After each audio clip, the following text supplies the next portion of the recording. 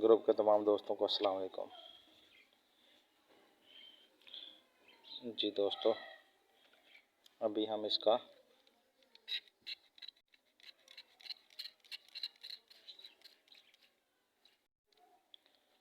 ऊपर से पानी धार देते हैं।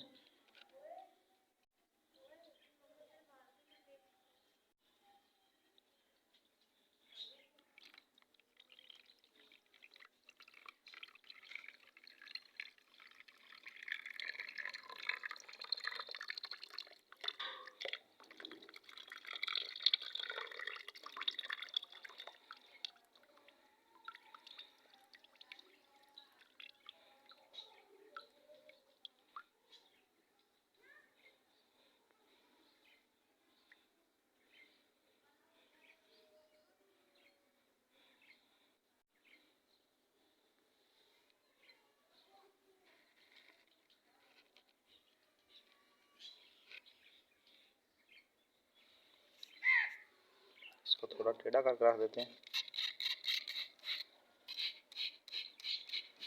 ताकि जो मज़ीद पानी है इसके अंदर वो भी निकल जाएगा।